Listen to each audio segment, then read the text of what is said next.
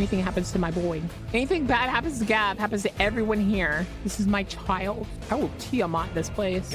I love Gav's death. Damaged. Damaged. Doesn't matter. Something happens bad to Gav, happens to all of you. Gav is a good boy. Don't take away his music. Super damaged.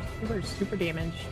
Talk to me. I don't like how much time is left and how this seems to be going. Don't you talk to me. I don't like where this is going. I'm gonna be honest. I still mad at you. I'm unsure what's going to happen. Hey YouTube, we're finally watching this because Chap got to the goal.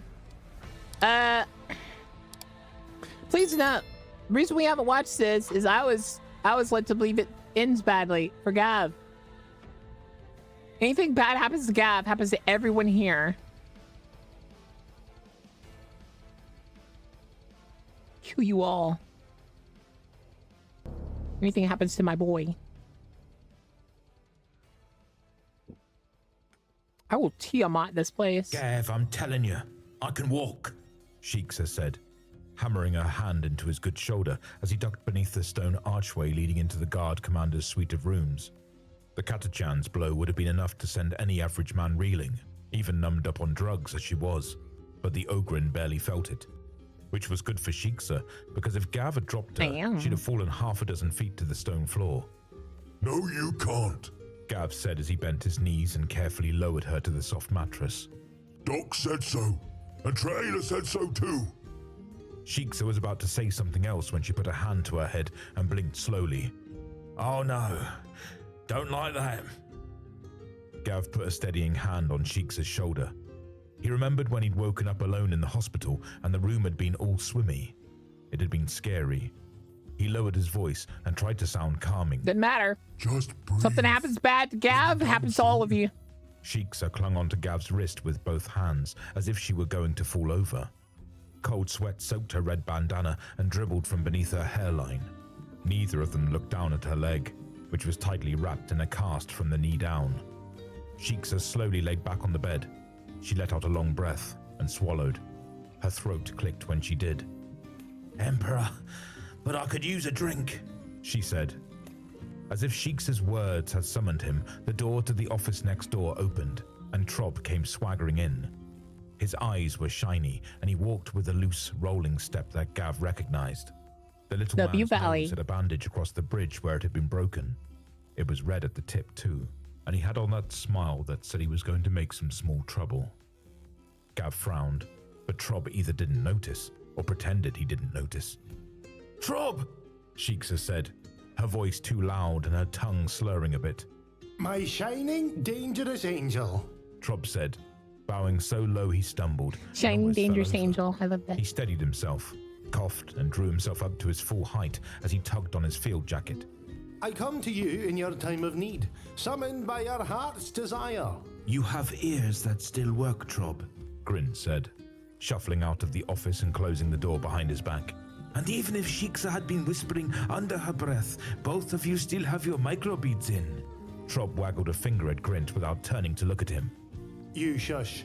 We are on the edge of a holy day, and on a night like this, anything is possible. With a wave of his arm, Trob slid a pretty glass bottle out of his jacket. Dark liquid sloshed back and forth, and he removed the stopper with a flourish, holding it out towards Shiksa.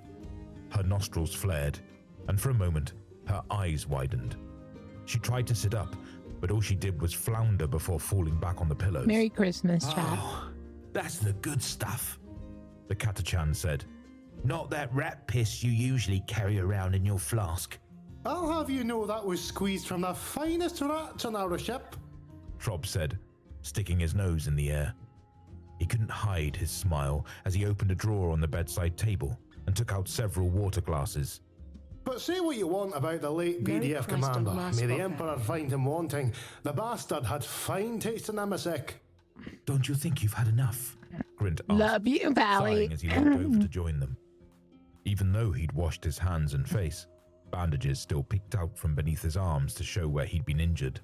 After the day we've had, I've barely begun, Trob said, pouring several fingers into each glass. And I say we all deserve it.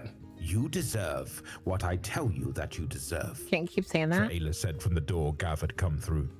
The tone of her voice made Gav stand a little straighter, and it made the skin between his shoulder blades pucker.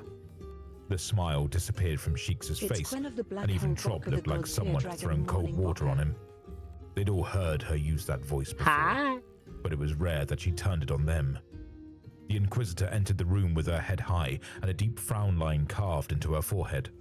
Her left arm was in a sling, and her right was clenched into They were damaged.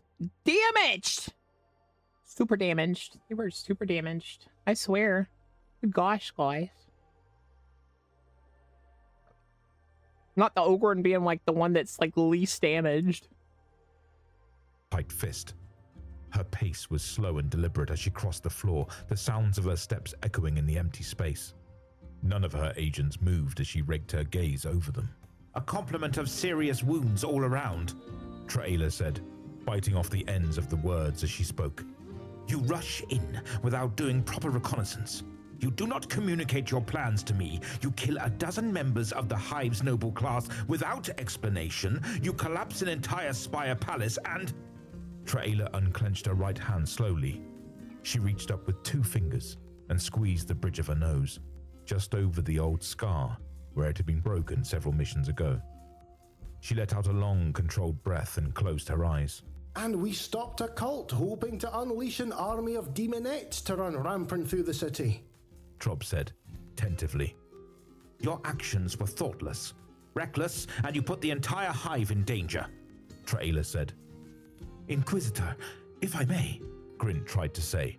"You may not," Traela said, cutting You him may off. not. "What I should do is throw the lot of you in the brig and let you think about what it is you've done."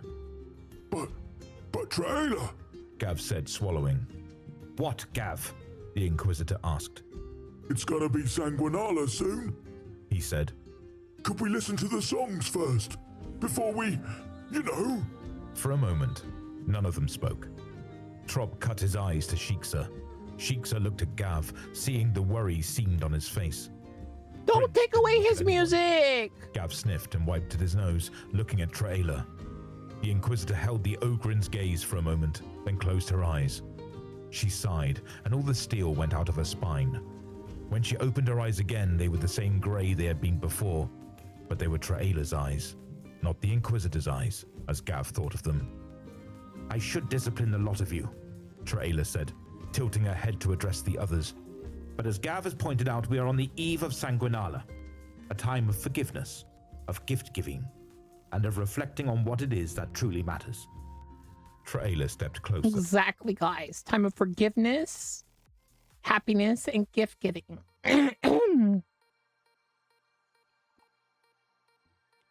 Be nice to people. Even if you don't like them. Even if you hate their guts.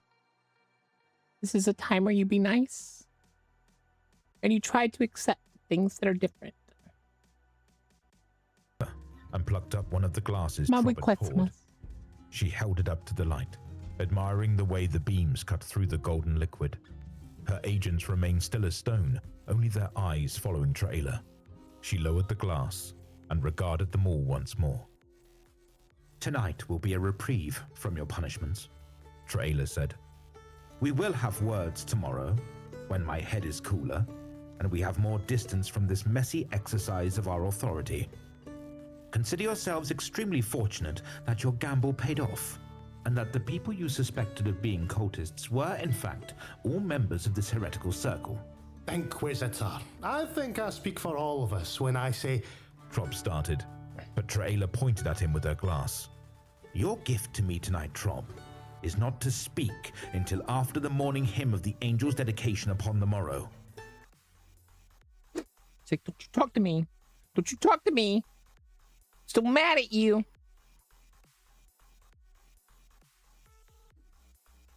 Traela said.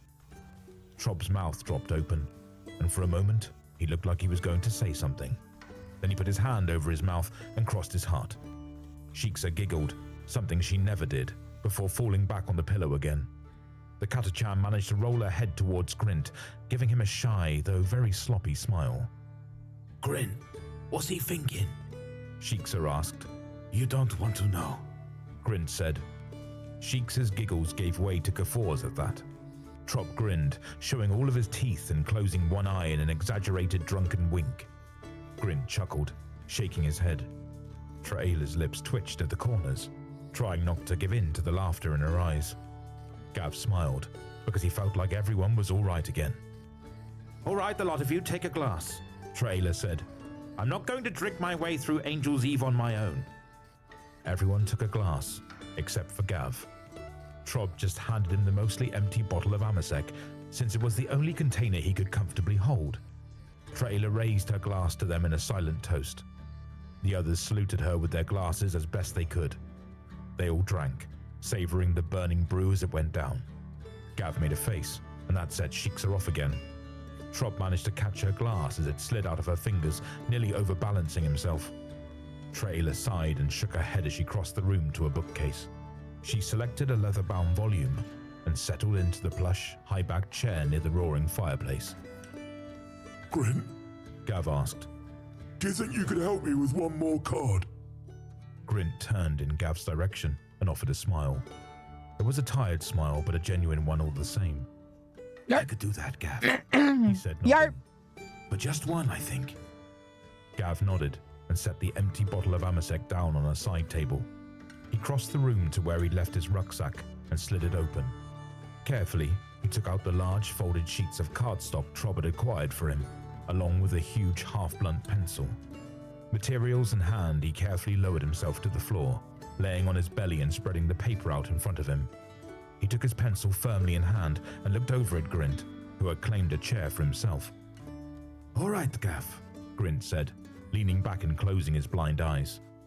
think about what you want to say, and I will show you how to write it. Gav nodded and looked down at the blank card. He'd saved this one for last, because he knew it was going to be the hardest. He'd been thinking about what he wanted to say to his old friend, and about how long it had been since they talked. So much had happened to Gav, and he wanted to tell him all of it, but knew he couldn't. There just wasn't room, and he didn't want to send a bunch of carts. Gav wrinkled his forehead and pursed his lips. He wanted to tell his friend about Bob first, because that was most important. It still made Gav sad, but it was like an old scar now. It still ached sometimes, but it wasn't as bad as when it had first happened. Then he wanted to tell his friend about how Traela had come for him, and how he joined the Inquisition. The last thing Gav wanted to talk about was faith. He wanted to tell his old friend about the Black Sword and the fighting he'd done, but Gav knew that was a story he could only tell when Traela said so. As he focused his thoughts, Gav saw ghostly letters appear on the page in front of his eyes. They formed words that would be hard for him to read by himself, but with Grint helping him, he was able to make sense of them. Gav licked the tip of his pencil and started tracing the letters. His writing was clumsy, but he moved slowly and deliberately, making sure that what he wrote... Ogren are the best peoples, I swear. This is my child. Ooh, Will got to 15th Street. But yeah, I love Gab to death. Followed the shapes. He had to erase a couple of times, blowing the rubber pieces off the paper. But when he reached the end, he smiled and nodded to himself. Now that is a proper Sanguinala card, Gav said, folding the cardstock shut. When he looked up, he saw that Grint's head was laying over on his shoulder, his hands hanging loosely in his lap. Gav blinked and looked around the room. Shiksa was snoring loudly on her pillow, one arm dangling off the side of the bed. Trop had his head pillowed on one arm. Who is Gav and Bob? Gav and Bob are the Ogren. This is Gav. Gav is good boy. This Warhammer. And he was stretched out on the floor. The little man always slept on the floor, and when Gav had asked him why, he said it was because beds were just too soft for him. Even Traela seemed to be dozing, her book resting in her lap, her face half tilted toward the fire. Gav got up as quietly as he could, wincing at the humming of his metal arm as he pushed himself to his feet. He returned to his pack and squatted down, finding the envelope he'd already marked for this card. Sticking his tongue out of the corner of his mouth, he slid the card in as gently as he could. When it was nestled in place, he licked the glue and sealed the envelope closed. He smiled and looked at the handful of cards he'd completed. There was one for Faith. He had another one for Grenlis, and for some of the other space wolves whose names Gav couldn't rightly remember anymore. There was one for Captain Stolt, who had always been a good sort to him. He had one for Tala too, though there was a part of him that wasn't sure she'd be able to read it anymore, not with the way her eyes had been. Still, he wasn't going to let her think he'd gone and forgotten about her. Gav was just about to put the cards back into his ruck when he heard something. He frowned, reaching up to his ear and plucking out the microbead he'd forgotten he was still wearing. He heard it again, a soft chorus of voices. Gav glanced around at the others. He thought about waking them, but he knew Shiksa and Traela were hurt bad, and Trob wouldn't appreciate being kicked awake so soon after falling asleep. And grinned. Gav had never seen him just fall asleep like that, which meant he was probably really tired. Gav tucked his cards into the inside pocket on his combat jacket, made sure the pocket was snapped closed, and tiptoed toward the office door. He took one last look at the others, then ducked down low and closed the door behind him as quietly as he could. Gav stepped past the small wooden chairs and around the side of a desk big enough for him to sit at if he wanted to. He bumped into a bookshelf, but managed to catch it before it shifted or dropped any books to the floor. He held his breath, seeing if any of the others had woken, but when no raised voices asked him where he was, he let his breath out in a quiet whoosh. He tiptoed to the glass door behind the desk that opened onto a stone walkway that looked down on the Hive City. Gav pinched the latch between his thumb and pointer finger and lifted it carefully. The door swung open, and Gav stepped out into the night. The cold was the first thing Gav noticed. It pebbled up his skin and turned his breath into steam as he blew it out of his nose. Snowflakes landed on his head, his cheeks and his shoulders, melting like chilly little kisses. They felt funny, and he laughed a little as the tiny tears ran down his arms and face. He tugged up the collar of his coat and stuck his hands in the pockets. He stepped over to the wall and looked down. From this high up, it looked like a little glass ball he'd once seen in a merchant's stall. Gav remembered it had a tiny hive city in it, and the city was full of lights. What was best was that if he shook the ball, it would snow inside for a little while. As he looked down, he heard that quiet singing again.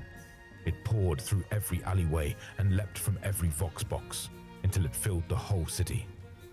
Gav watched as people stopped on the streets holding each other. Some even danced together under the bright lights. Gav smiled.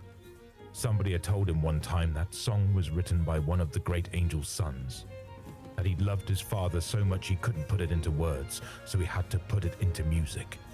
The song always made Gav think about the people he'd lost or had to leave behind. It still made him sad to think about them, but when he remembered them on Nala, it felt different. I'm glad he feels happy now. They were gone. He could remember the good times they'd had when they were still together. All the times he'd laughed with his old friends, or the times he'd saved them, or they'd saved him. He thought about all the little tricks he'd learned from them, and how sometimes the way they'd say something turned into the way he said something. As the song ended, Gav swallowed hard. In that moment, alone on top of the city, he thought about how he'd seen Ari, and how Bob had whispered to him. He knew right then that they might not be standing next to him anymore, but that didn't mean they were gone for good. They were out there, with the Emperor, but they were also inside him, as long as he could remember them. Merry Christmas, Sally. A voice behind Gav said. It was soft, but he heard it clear as anything. Gav turned, bringing up his metal arm and crouching as his good hand snatched the combat knife off the back of his belt, just the way Shiksa had taught him to. A man in a hooded coat was standing behind Gav. He had his hands in front of him, with long fingers just poking out of the sleeves. His boots were high and tightly laced. They made Gav think of a commissar when he was getting ready for a parade. He was tall, too, and he was so thin that it made him look stretched out. There was snow on the man's head and shoulders, which meant he'd been standing there a while, but Gav hadn't heard a sound. Not only that, but when he looked around, Gav couldn't see any footprints. Who are you? Gav demanded. I am a stranger, the man said.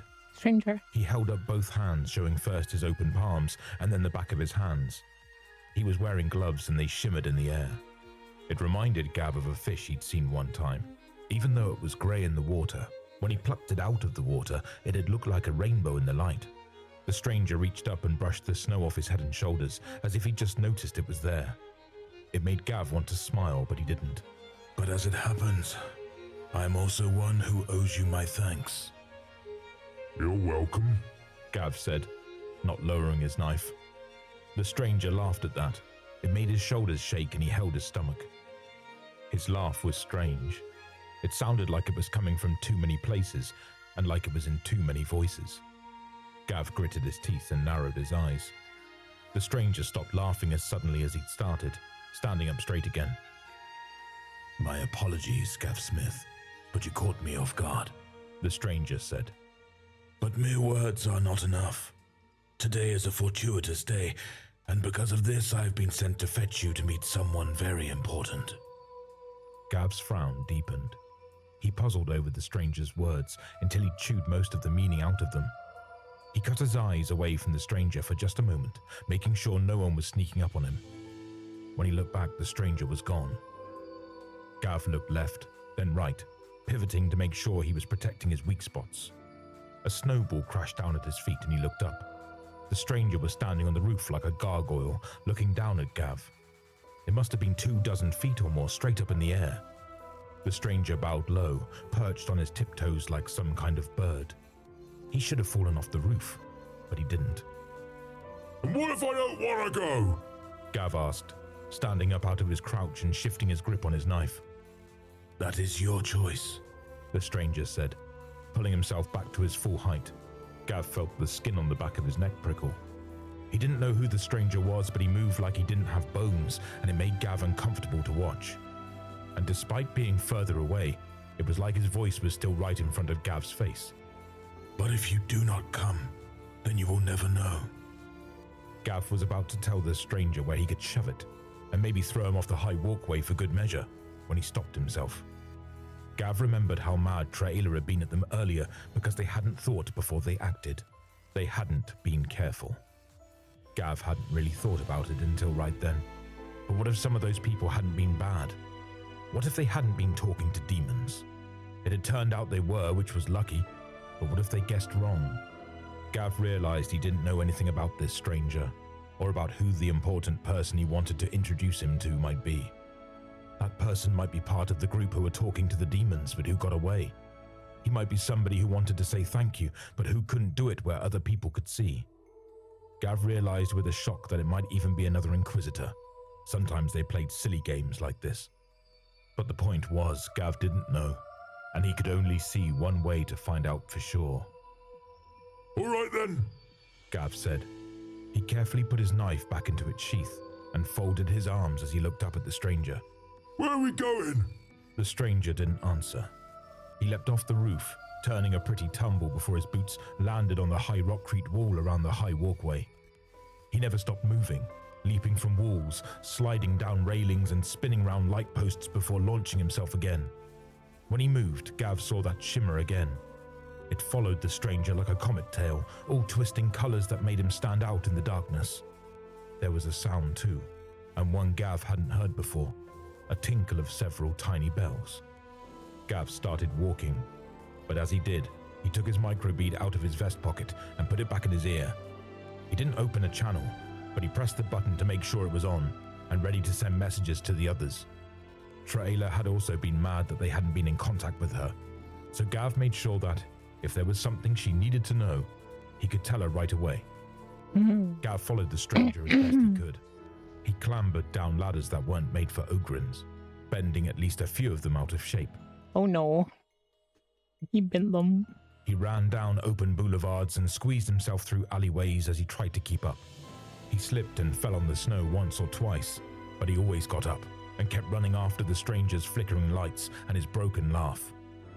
Gav was just starting to get winded when he saw a pair of huge doors creak open and that cape of dark dancing colors run inside. He slowed his steps and sucked the cold air in through his nose. He checked himself over, making sure his metal arm was working right and that his knife was right where he'd left it. He peered into the darkness, frowning. Gav smelled smoke and the sharp chem scent of gun smoke. Oi, stranger! Gav called out. Are you in there? I am, the stranger's voice said, bouncing and slithering just like he had. A few more steps, Gav Smith, and all will be revealed. Gav sniffed. He didn't like this even a little bit, but he'd come too far to just turn back now. Yeah. He'd gotten himself lost, and by the time he made it back to Traela and the others, the stranger would be gone. Along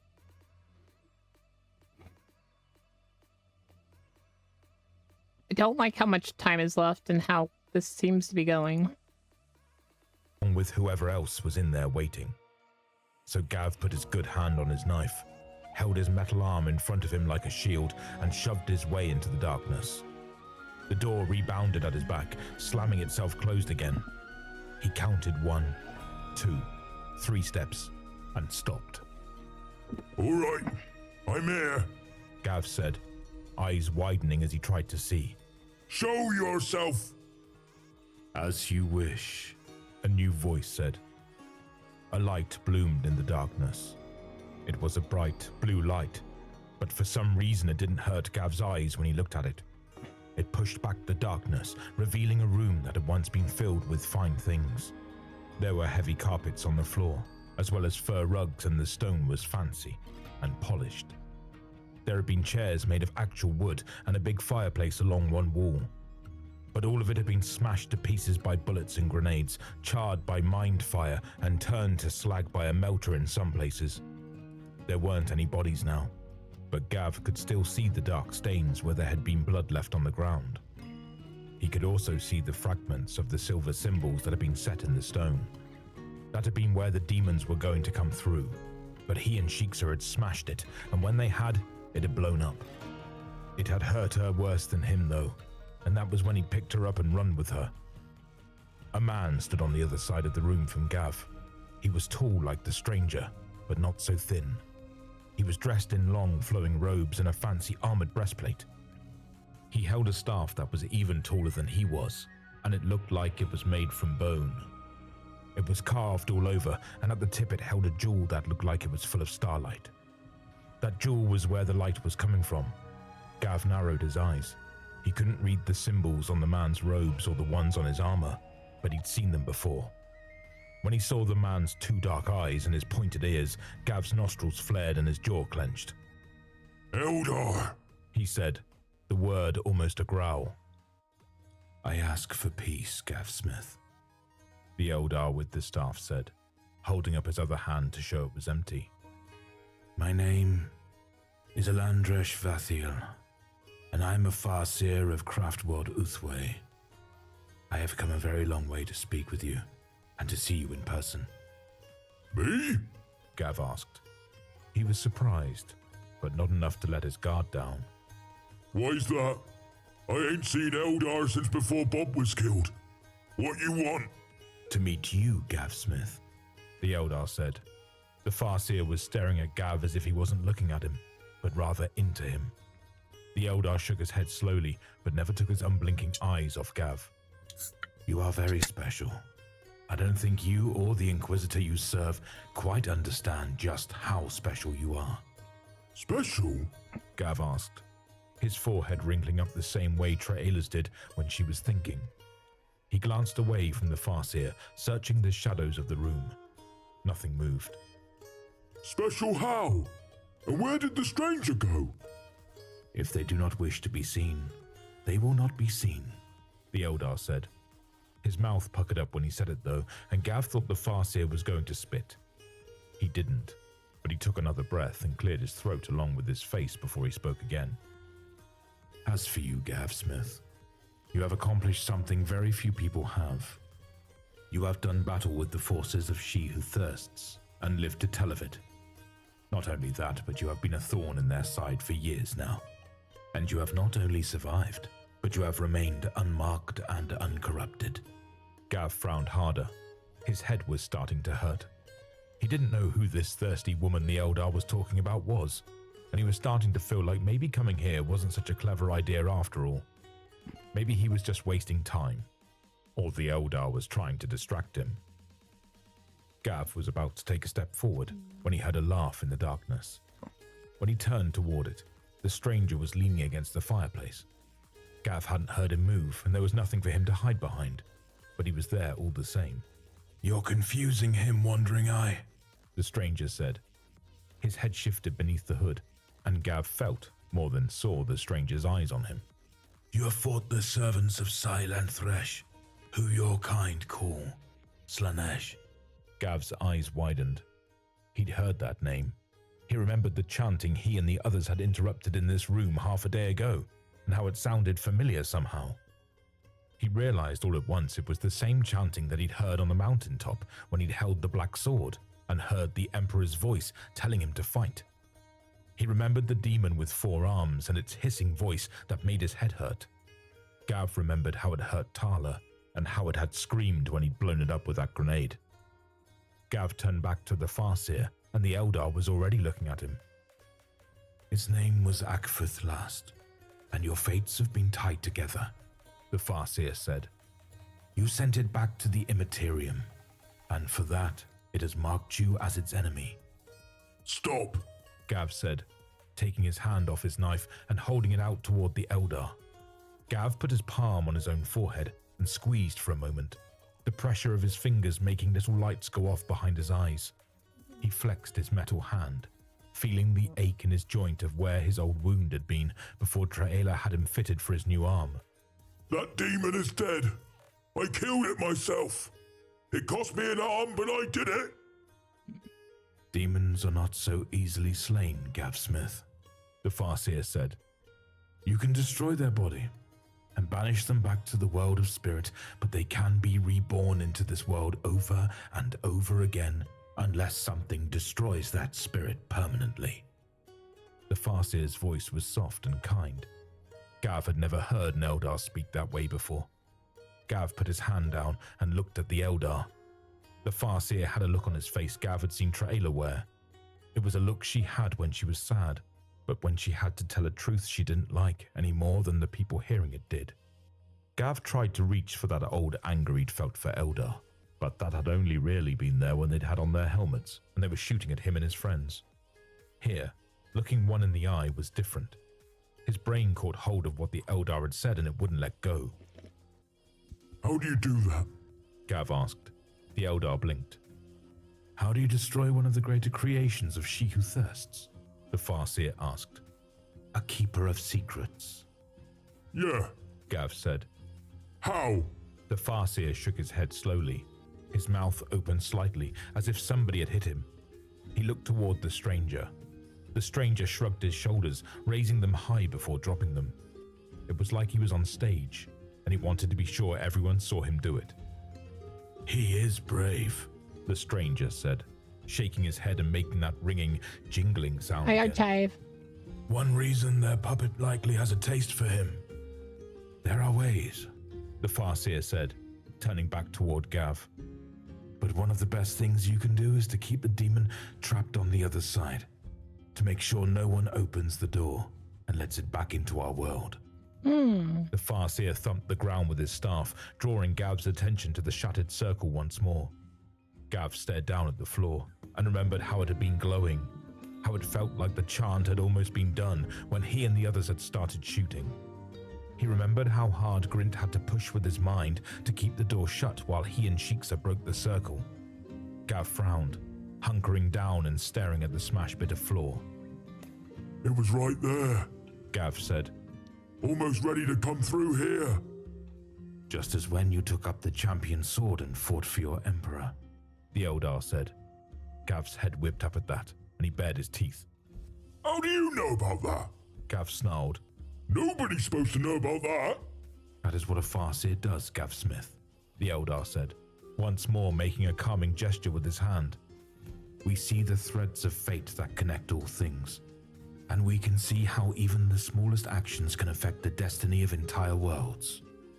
When you took up the battle against the Keeper of Secrets and you destroyed its body at the cost of your arm, that created a harmonious note that rang out to me. Then when you took up that black sword and prevented the same demon from being brought back into the world by the servants of chaos, with the hand of your emperor on your shoulder, that note rang out again, only many times louder. The Eldar gestured at the broken ritual circle, and then at Gav, offering him a smile. I don't like where this is going. I'm gonna be honest. I'm unsure what's going to happen. come here earlier in the company of another to stop this rite myself. But before we could act, you and your companions did. Not only that, but you acted with such enthusiasm that I believe you hurt the demon quite badly as it tried to reach through to our world. Think of it as slamming the door on its fingers and possibly cutting a few off. Oh, Gav said, getting to his feet. He folded his arms and stared down at the Eldar for several long moments. The Farseer didn't say anything. The stranger didn't say anything. Gav nodded slowly, as if he were beginning to understand something. you're a psyker, like Grint. The Farseer winced, and his lips twisted. He opened his mouth to say something, then stopped. He tried again, but nothing came out. Finally, he nodded his head He's once. trying to be nice to That is Gav. not inaccurate. All right then. Gav said, unfolding his arms. So you've seen me. Now what? I wanted to offer you a gift. The Farseer said, his smile returning. As a sign of respect for what you have done, and to help make it easier for you to continue your fight against our enemy. Gav tilted his head, confused. His neck cracked loudly in the stillness. What sort of gift? Anything that is within my power to give you. The Farseer said. Can you give me something to kill the big demon for good? Gav asked. What's his name? Maybe something like the Black Sword. I bet that would have done him if he'd showed up. I cannot offer that, sadly. The Farseer said, shaking his head slowly.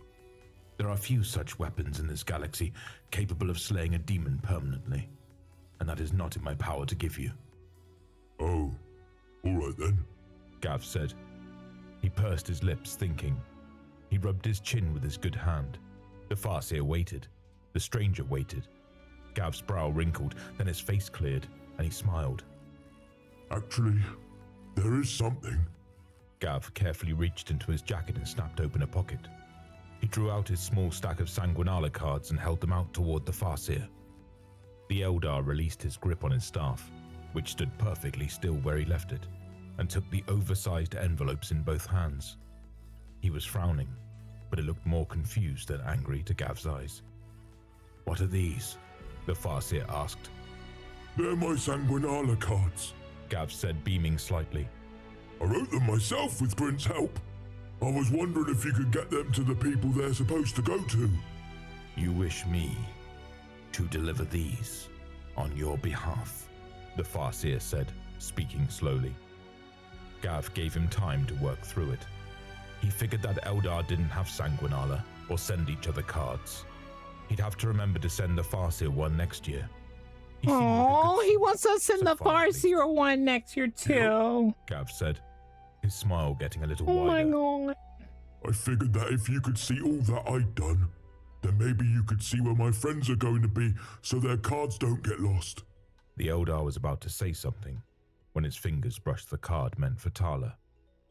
Gav knew it was hers, because the envelope was a kind of reddish purple that he thought she'd find pretty. The Eldar's eyes widened, and he looked down at his hand as if someone had cut it off. As he stared, his dark eyes grew shiny, and for a moment Gav was sure he was going to cry.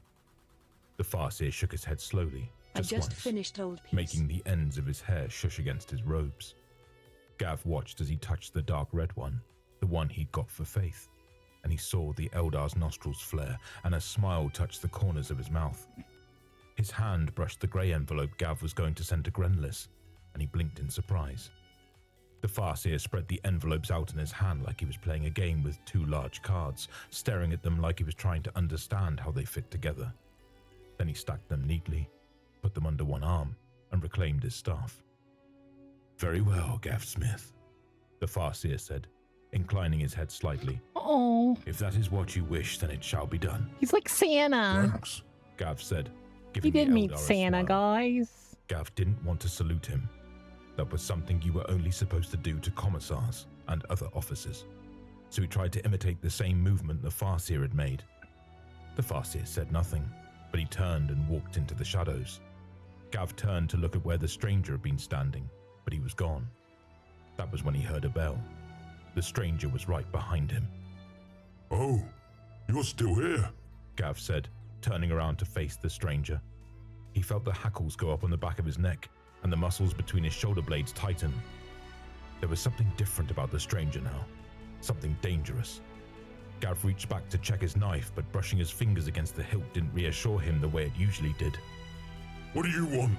I owe you a gift as well, Gav Smith, the stranger said. There was still laughter in his words, but it was meaner now.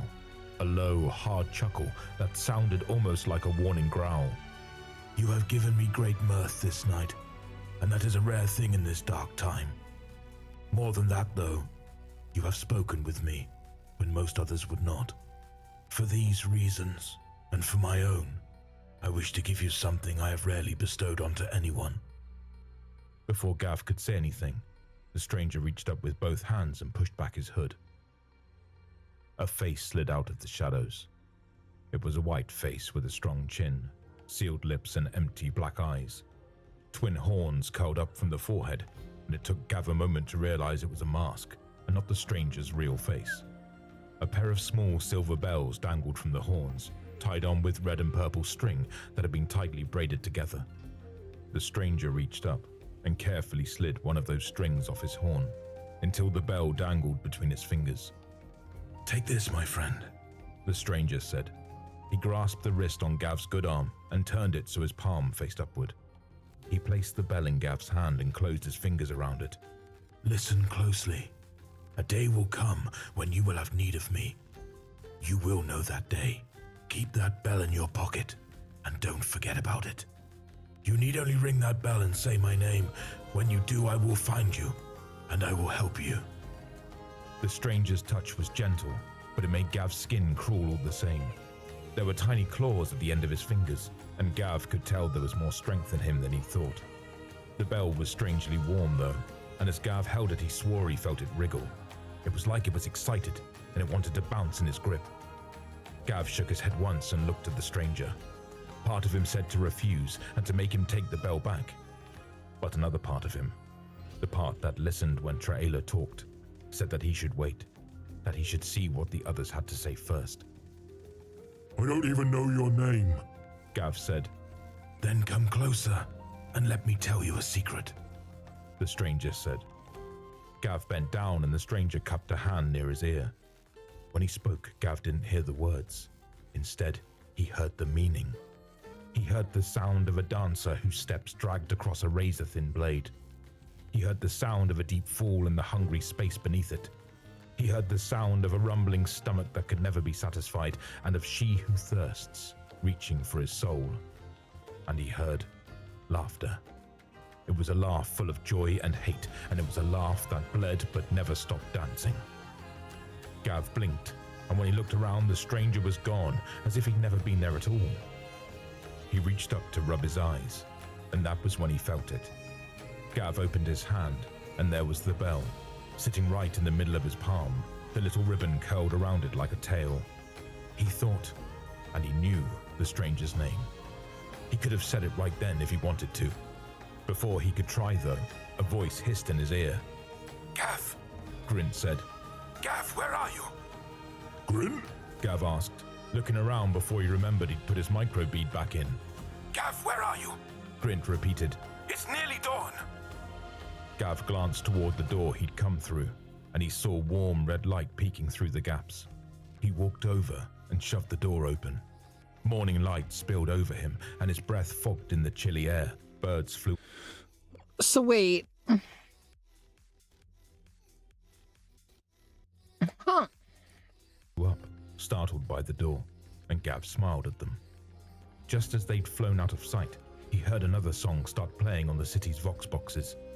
It was a song Gav knew well, and his smile became a grin. Happy Sanguinala, Grint! I like this story.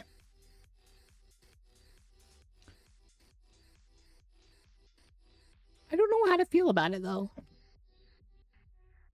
But apparently Gav is protected for a while. That's basically what that said. Gav said over the line as he stepped out into the cold day. He was tired, but he could feel a second wind coming on. I was at the place we was at last night, the one that blew up. I've got a story to tell you once I get back, and I think you're all gonna want to hear this one.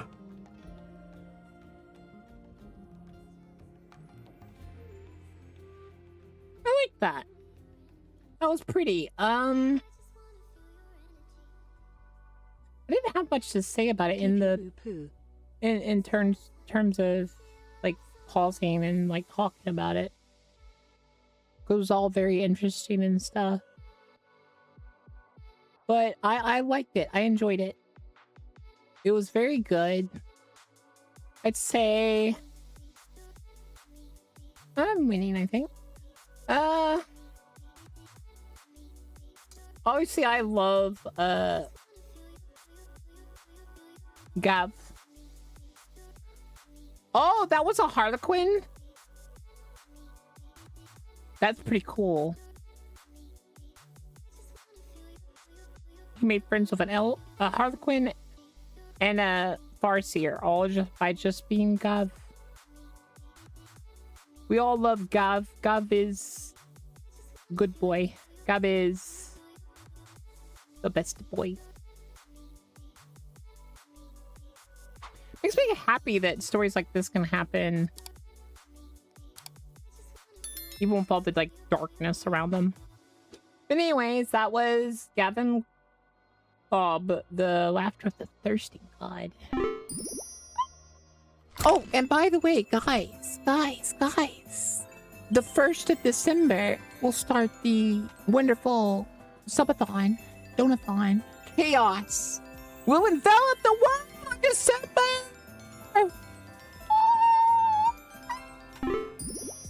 Okay, bye now.